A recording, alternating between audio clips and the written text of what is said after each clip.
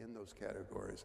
So things, and we're living in a very exciting moment that there's a lot of scholarship being done. American history has not been done yet. Most people in this room understand that American history, what we were treated to was the Anglo-American propaganda of manifest destiny. They didn't even consider the Spanish.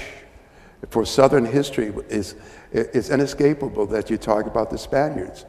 The Pardo expedition and all those people, Ayllón and all these others, the people who came and settled as far north as North Carolina in what they call La Florida. And they were on the land. They brought people of African ancestry and other ethnicities as well who were on the land. But these things were just wiped out because they had a different tale. The tale of the manifest destiny, that is the manifest destiny of this country for the Anglo-Saxon people to overspread the continent. And if you didn't meet that requirement, you were just conveniently left out of history. But now that we're able to write our own history, more people are joining us and sort of getting on this bandwagon, because my interest is in Indian slavery. When I say Indian slavery, people never heard that Indians were enslaved, and they were. And it didn't end. And the convenient date for slavery in America is 1619, when those people came off the boats. They weren't even slaves, they were indentured. And after their indenture was over, they went on, like a fellow by the name of Johnson, bought land and bought indentured service himself. That was a late date as far as Indian slavery was practiced in this country. We could go on with this forever, but I think that will give you an introduction that the time is now, the history is being written, and this is an exciting time, very exciting time. Right. You know, when you've been looking into the history of the Tutelo people, bringing that back, I have to say, you know, my areas in Chesapeake, and I had been following Piscataway and Conoy up into Pennsylvania through the colonial period, and hearing about Tutelo, and just like many other of the people that are looking at this, thinking, well, Tutelo has disappeared, has vanished. And then I heard about the work that you had done to bring the people back together, and I'm wondering about how you started that trail, and if you saw race playing into the submergence of Tutelo people over time as well. Okay, as a native of the eastern part of the United States, you know about the Big Erasure. I call it Big Eraser. And that Native people, after the Removal Act, 1830, it was just assumed there are no more Indian people east of the Mississippi. So we don't have to provide a category for them. And so they were subsumed in this category of free people of color. And what's interesting, you can chronologize certain individuals, not away on a reservation, for instance. As long as they were on the reservation, they were Indian. As soon as they left the reservation, for whatever reason, they became free people of color. Then finally they became African Americans, same people.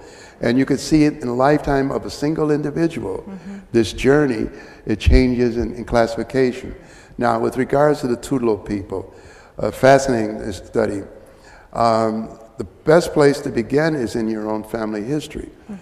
And so I started as a favor to my mother. My mother was very interested in knowing her background. And we had traditions in our family of Indian heritage. But, you know, we kind of had to keep it hush-hush because it wasn't very popular, and people would, oh, you're just making this up, and, you know, all this kind of craziness.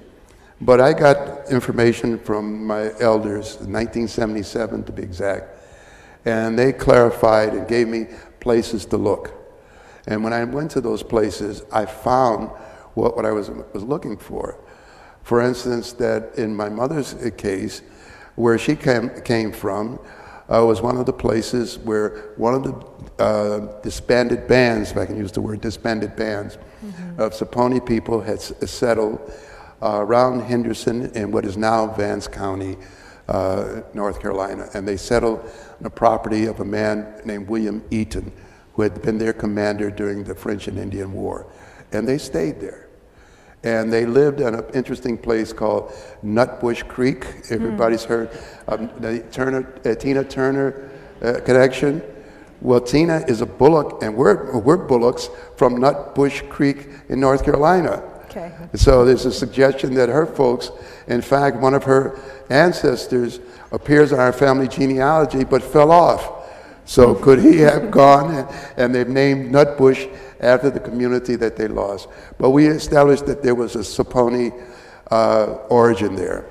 Then I met Rick Haycock. His wife had done some great genealogical stuff. And they told me the story of the migration of some of the Saponi people to a place called Shamokin, which is now Sunbury, Pennsylvania. Now, one of the first things we had to deal with was the names. See, the same people may have different names in different locality. And at this time, at an earlier time, in Virginia, North Carolina, a bunch of Siouan-speaking people were called the Saponi Nation when they were placed on a reservation called Fort Christana. Now, when they came north to Shamokin and adopted in 1753 by the Cayuga, they went by the Iroquois designation of Tutelo. Now, we don't know what Tutelo means. I've been trying to track down the origins of Tutelo. Kathy points out that it has a similar sound to Tupelo. So in the Tupelo tree, so there may be some kind of connection. It's something that we're trying to decipher. But the Iroquois called all the Siouan people, including the Catawba, as Tutelo. And so that's the name that we acquired when we moved up into New York State. Now, what we were lucky is that the town of Ithaca had some archaeologists, and they discovered some artifacts. They did some shovel excavation and found where the main Tutelo village might have been in the south of Ithaca at the Cayuga Lake Inlet. Now, when Sullivan's army came through in 1779, they destroyed everything. And the people then reconvened, reassembled at Fort Niagara.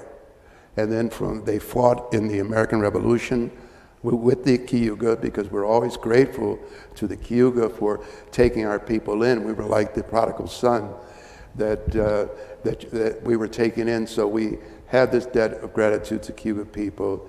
I was able to present this belt to the Six Nations in Canada and to offer our thanks for what they had done for our ancestors.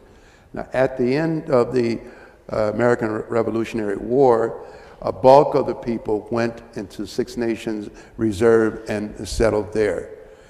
Now, I looked at the other migration of those who stayed in place in Virginia and in the Carolinas. And currently I'm tracing those that went down into the Creek, Choctaw, and Seminole Nation. So it's an ongoing study of the migrations of how people moved and how they tried to survive in any conditions that they could. So that's briefly what we've been trying to establish with the Tutelo reconnection. And the reconnection has been very interesting because some people didn't know it on either side and find that you have relatives that you didn't even know about. So, so that's pretty nice. Right.